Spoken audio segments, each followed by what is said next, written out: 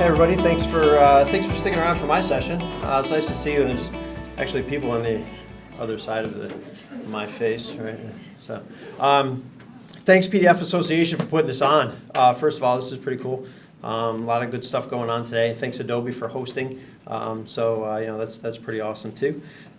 So my name is Paul Rayius. I'm with Commonlook. Talk a little bit about PDF accessibility and automation, right? We'll talk really briefly about some of the benefits, the needs for accessibility. Some of them have already been mentioned today, but there's some, I kind of touched on some things, but I'll kind of maybe hopefully put some of those pieces together. Talk about some of the standards and so on that go into PDF accessibility, not only the standards but the regulations. And again, some people have already mentioned some of these things, but maybe good reminders. And then as quickly as we can get into automation in the PDF accessibility process and kind of break it down for testing. I will talk about automated testing, and then from the remediation standpoint, when you find documents that that need to be remediated, then of course also talking about document creation and what can be done, from an accessibility standpoint, what can be done with automation will be our main focus. And then some, hopefully, time for some parting thoughts, comments, questions from y'all and stuff like that. So one of the big things to note, why accessibility is a thing, and it's becoming more and more of a thing. There's a lot of news stories now about colleges, universities, companies, and so on, all being sued for for inaccessible websites and content. PDFs are coming into play there too. Higher education's kind of getting beat up right now. There's a lot of people in the world that have disabilities, and in fact, the World Health Organization states that at some point in life, good chance that everybody's going to have to deal with some kind of disability, either a temporary or permanent, right? My gig before this, some people have introduced themselves as, where you come from and what you do and all that stuff. I've been with Commonlook for about 6 years now. So in relation, maybe I'm the new guy in the room compared to some of you. But so my gig before this was teaching middle school band. So I'm not actually an IT guy or a developer or anything like that. But being around noisy middle school band instruments for a while, I've got noise-induced hearing loss and tinnitus and stuff like that. I put the mic on and Duff's like, "Can you hear yourself?" And I'm like, "No." So but anyway, at some point we're all going to be touched by some kind of disability, whether it's temporary or permanent. So that kind of helps define the real need. And then of course legally, there's regulations, there's requirements. Section 504, any programs dealing with that receive public funding or that receive funding from the federal government. For example, this comes into play, with higher education for one thing.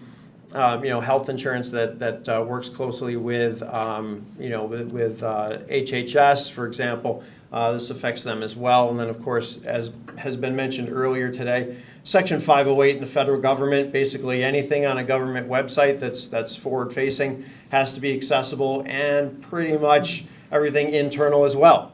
All right, so if you're working with federal government people, accessibility is a big thing. And then, of course, with ADA, right, the Americans with Disabilities Act, Title I, dealing with employees and accessibility in the workplace, and Title II is state and local government. And then Title III, I think, is a really interesting one, places of public accommodation. When I'm thinking about the word accommodation, I'm not necessarily thinking about a bank or Domino's Pizza, right? I mean, accommodation is like someplace that I might stay. Like that's, like a hotel. That's like an accommodation in my mind.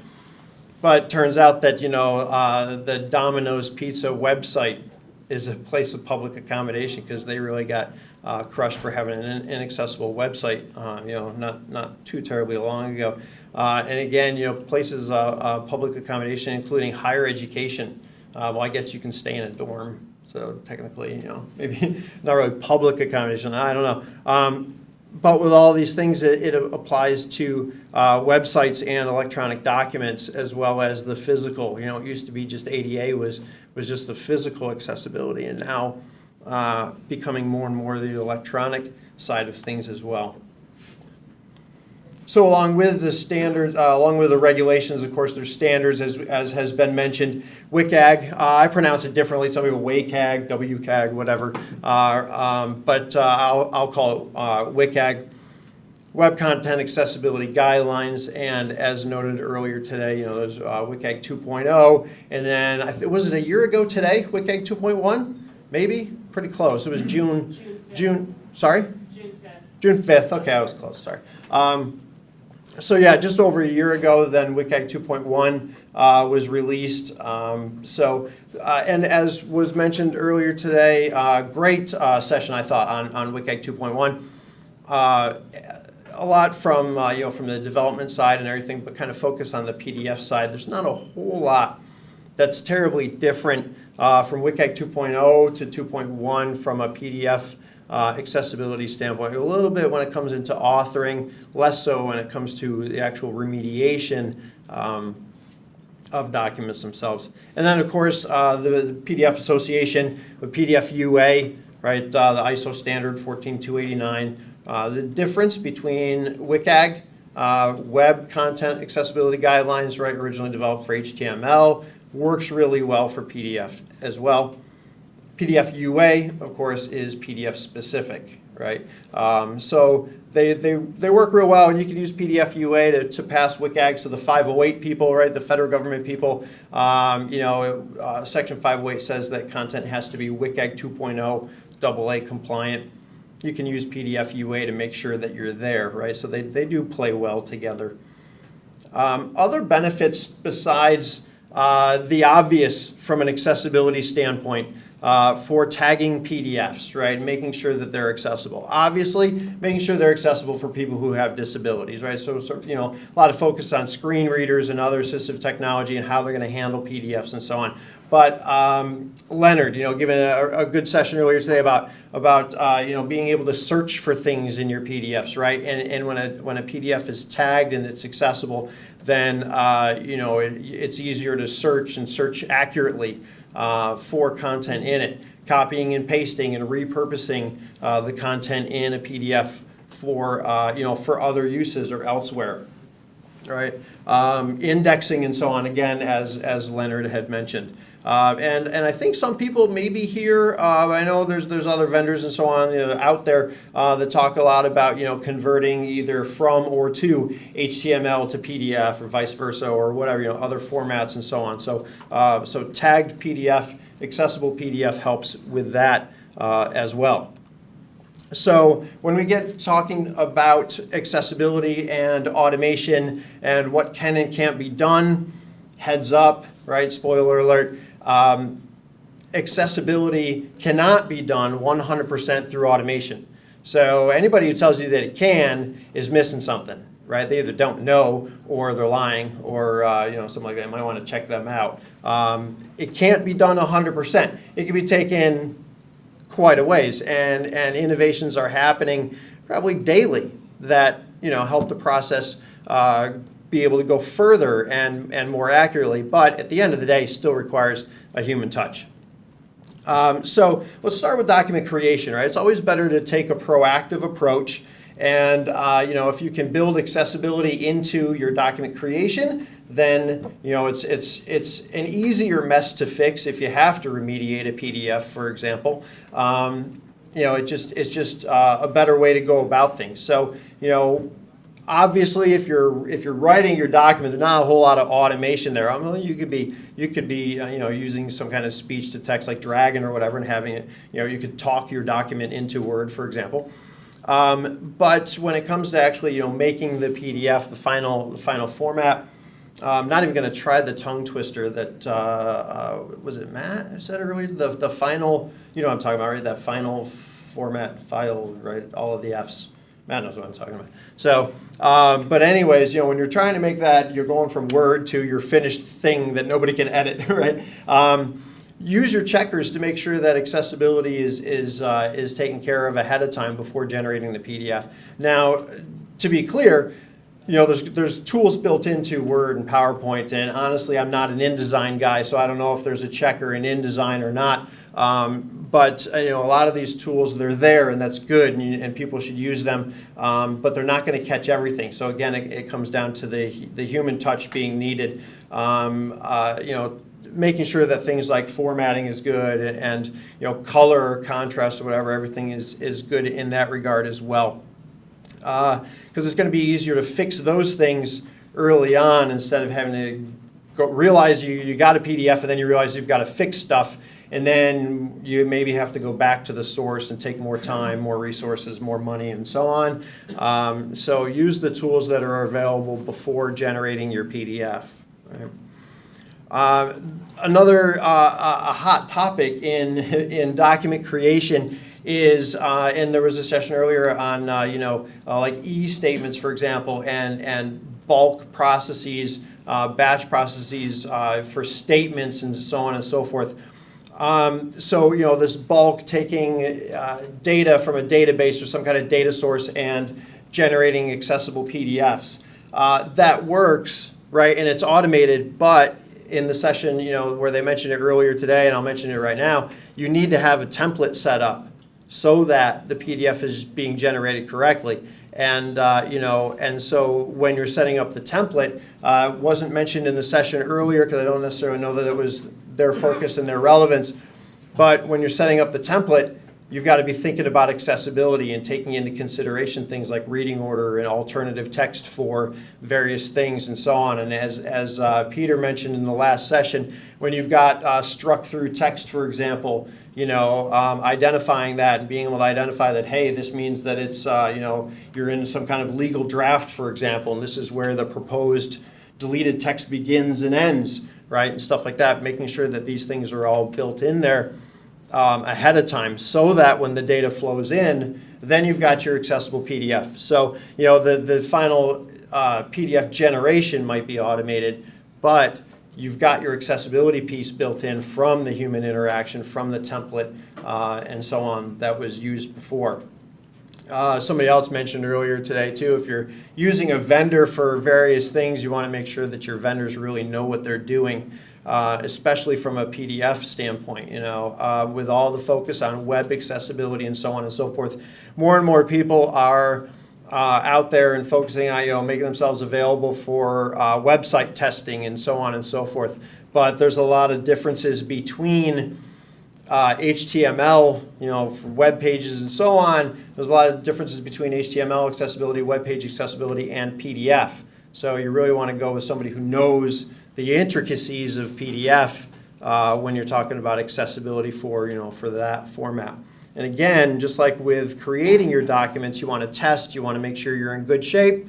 Here too, if you're using an automated approach, you want to run some tests and make sure that your PDFs that you're generating are really accessible and are really good to go before you put it up online, put yourself out there, make yourself vulnerable, get caught.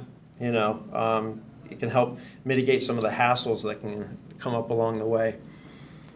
So speaking of testing, right, you've created your document, great, now you got to test it. So generally speaking, there's tools for testing PDFs. Generally speaking, some of the things that automation can do, right? Automation can test to see, are there tags in a PDF? Because if there aren't, then it's not going to be accessible, right? It's not going to conform with any standard. So, that's your bare minimum, right? That's not verifying that the tags are actually accurate for the content. That's just making sure they're there. All right, we'll come back to that concept in a second. Testing to make sure that headings are nested correctly or not nested, the way that they need to be.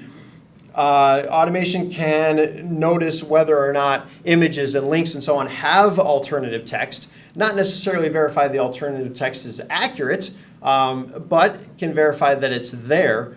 And similarly for tooltips on form annotations, right? So I think somebody mentioned earlier today, Sherry, I think mentioned it with forms, make sure that it's a good label so you know what the question is that's being asked and so on. So tooltips are crucial for people who are using screen readers when they're filling out a form. So Automated testing can see whether or not they're there, but again, not necessarily the accuracy of it. Automation can test to see where there's color being used in the document and where color changes happen, and can maybe flag things about, hey, you might want to check this out. But at this point, automation can't necessarily say, hey, this contrast ratio isn't working out for you, or that color, while it can detect color changes and so on, it can't necessarily know through automation that that color change is conveying information, right, in and of itself. So again, that kind of human interaction that's needed from a testing standpoint, and verifying that tables were put together correctly and lists and so on.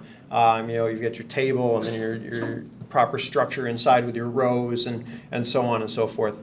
So there's kind of a merge of the two lists of what automation can and can't do, right? Can check for tagging, but not necessarily that everything's perfectly accurate, right? The accuracy of alternative text and reading order. Metadata, too, has been mentioned earlier today, but verifying that the metadata is actually accurate for the document. And complex tables, as mentioned earlier, can be really, really messy in a PDF. Some automated testing can look for certain things, but not necessarily verify that all of the cells have been correctly associated to all of their headers and so on and so forth. So just some kind of things to be aware of are some of the things that might require some human interaction along the way. 3 really popular testing tools from a single PDF standpoint. Acrobats, right? Everybody knows, I would assume everybody knows. Lots of people know Adobe Acrobat, popular tool for testing PDFs. The PAC3 checker, right? Another really good one. And the Commonlook. Commonlook has a couple tools, Commonlook Validator or Commonlook PDF, right? So we're gonna get into a little bit more of these tools when we get into talk about a little bit more on remediation. But some things to be aware of, when it comes to actually testing against standards. They're in the room, they can correct me if I'm wrong, but I'm pretty sure Acrobat doesn't actually verify against WCAG 2.0 or PDF UA or 2.1. The PAC3 checker tests against PDF UA. So that's good, right? And then Commonlook's tools will test against ISO 32000, the structural standard for PDF, as well as the HHS standards, PDF UA, and WCAG 2.0 and WCAG 2.1. So to the AA level. So when it comes to single document testing, then those are pretty much your tools that you've got available right now. In bulk, Commonlook has another tool, Clarity, to scan through domains. And again, it's an automated thing. It'll scan through a domain and test PDFs, but some things by default are going to come up as user verification because that's asking you, for example, to make sure that color isn't the only way that information is being conveyed and stuff like that. Because again, you're going to have that human touch that's needed, right? If you're doing this in your organization, you got to be aware of the learning curve, right? With any tool, no matter what tool you're using, there's going to be a learning curve, right? Peter talked about a 6-month training program with his people to become experts in web accessibility and so on. I mean, right, it can be rigorous and time-consuming and all that. Maybe organizations don't necessarily have that much time or the expertise, or they don't want to spread their resources that thin, right? Either way. If you're going to outsource, then you, again, want to make sure that you choose a vendor that knows what they're doing. It can be great for things like finding the PDFs if you don't know where they are, testing them, seeing where you stand, or if you don't know what you're doing, then hiring the experts who do, right? It can always be a great option, right? But again, you want to check out your vendors and make sure they really know PDF accessibility as opposed to just, kind of generic HTML. So when you find them, right, you've created your documents and oops, you test them, you got some things to fix, or you've checked your website, you found some PDFs, for example, that need to be fixed. So from an automated standpoint for PDF remediation, what can be done, right? You can automatically OCR documents, right? You can have a batch of PDFs and just, hey, go ahead and OCR them, and there you go. If OCR is not run, for those of you who aren't necessarily familiar, if OCR is not run, then you've basically got a picture of your document. You're not converting it to searchable text, right? Shout out to Leonard, who I don't think is in the room right now, right? But with his thing, if you don't have searchable text, right, then kind of shoots his presentation in the foot. But also it can't be tagged and stuff like that to really be made accessible with the structure and so on. But after OCR is done, then it can be tagged and so on. Adding tags can be done automatically, right? You can do it right in Acrobat. There's other vendors who will do it as well. And automation can do its best guess on what tag to use for this or that or the other. It can try for accuracy in things like reading order and putting together lists and tables and stuff like that.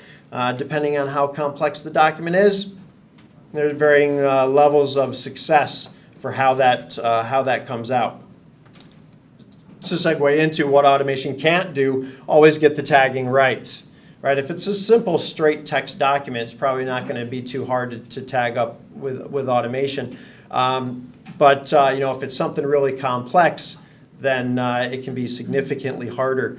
Handling complex tables, complex lists, nested lists, lists within nested 3 deep, 4 deep, or whatever. The further in you get, the messier it can get, and automation will choke on that even worse, right? The deeper you go.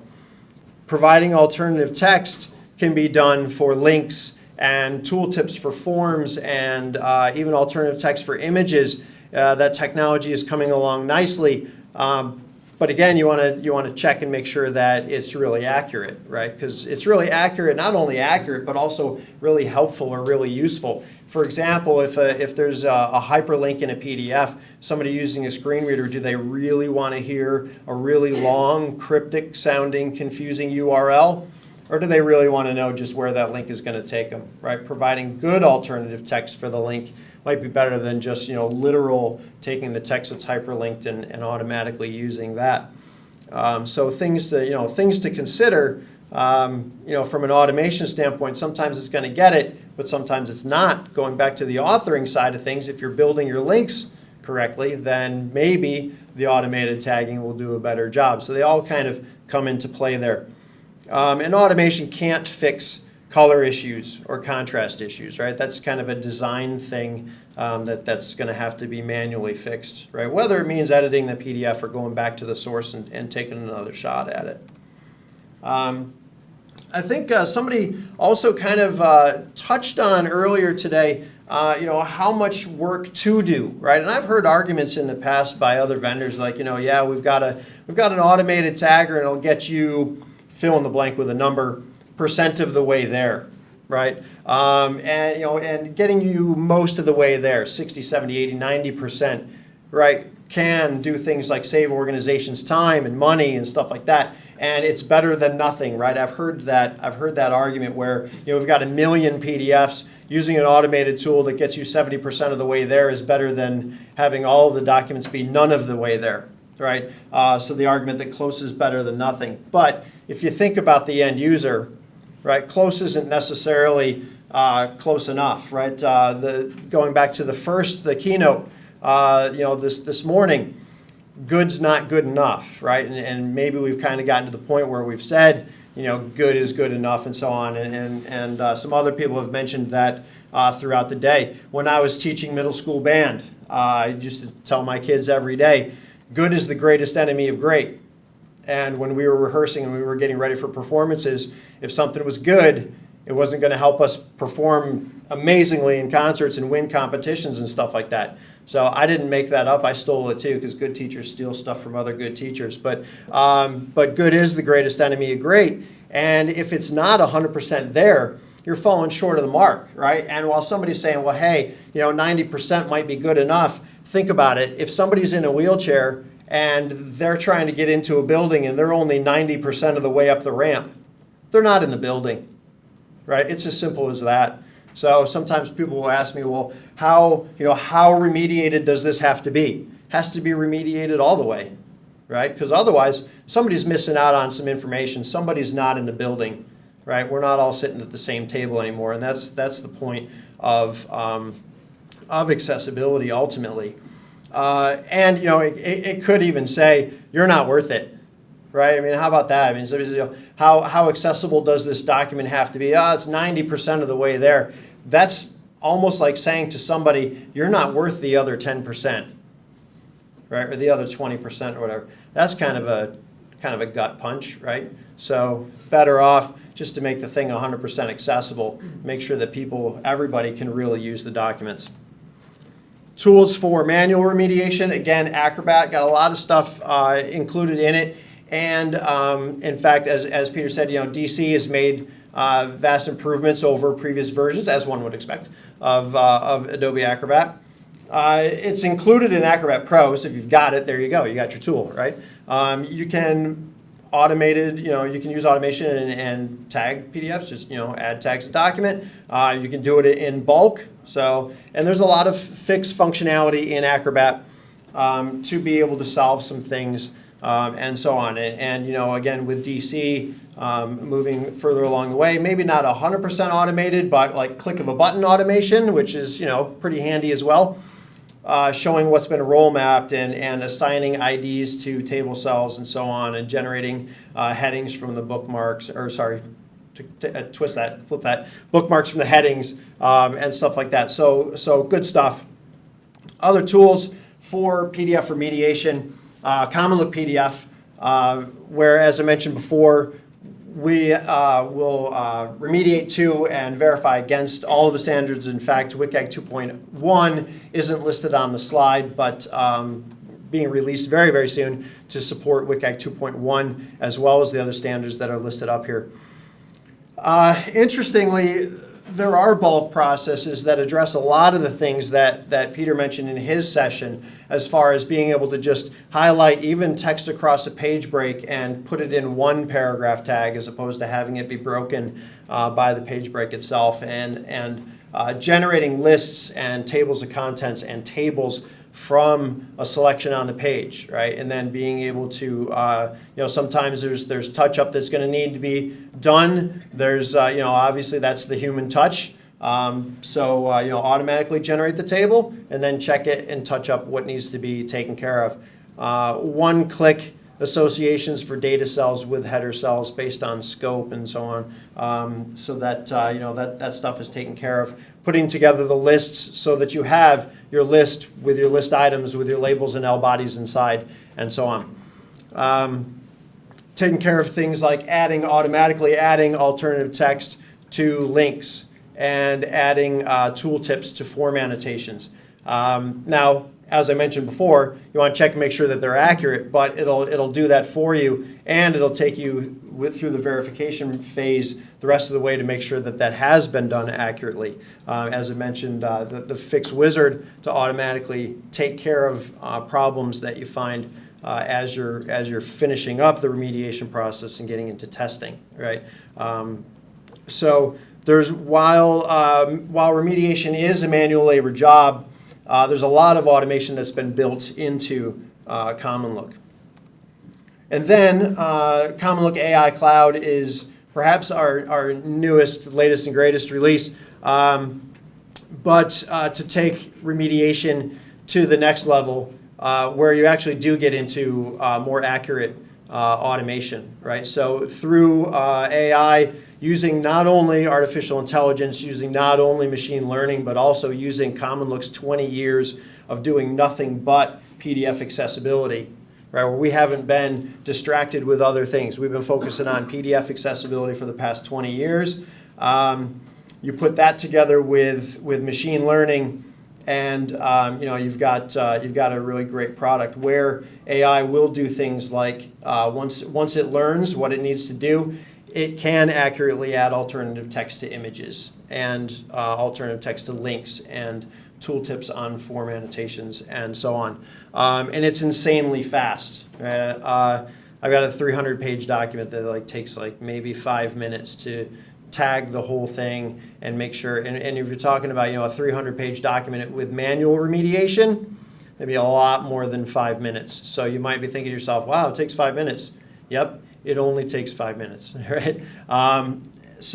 which means that it's great for things like, the e-statements and so on that were mentioned in the session earlier today. There was no mention about, making sure that they're PDF UA compliant. I think PDF A, a couple different levels and so on was mentioned, but making them PDF UA compliant. AI is great for that kind of thing, where, large quantities of documents, especially if they have the same layout and so on and so forth, they have the same, formatting, then, it works incredibly accurately and incredibly quickly. And just like our regular remediation services, backed by our guarantee, which, other vendors have mentioned guarantees, we guarantee our work as well. So every PDF that we remediate comes back from our remediation services with a compliance report as well as the fixed PDF itself. So, and you get that with AI as well. So just to sum things up really quickly, make sure we're doing good on time and so on. Automation can be useful and it might have its place, but you've got to know what the limitations are, right? And you've got to know that it does require human interaction. And again, any vendor that says that it doesn't require human intervention at some point is probably lying to you, or they are lying to you, and they're just probably trying to sell you stuff, right? So keep that in mind. Testing is crucial, right? You got to test, and including the manual checks, right? Yes, automation can do a lot of the testing work, but there are things that are going to need, again, eyes on the page and so on to make sure that that it really is working right. A lot of people, the argument for automation with, it makes things a whole lot faster and easier and so on and so forth. Anything in life worth doing is going to take some effort, right? So if you're going to make your PDFs 100% accessible, 100% standards compliant, you're going to have to put in that work. So, yep, automation can help, but there's still manual labor that needs to be done. And anything that's not 100% accessible, not only perhaps are you putting your organization at risk, right, from a legal standpoint, but you're keeping somebody out of the room. You're keeping somebody out of the building. They're not at the table. They're not getting what they need, right? That's about my time. I guess I have about 3 minutes left. Time for questions, comments, or anything like that. Otherwise, thanks for coming. Thanks for listening.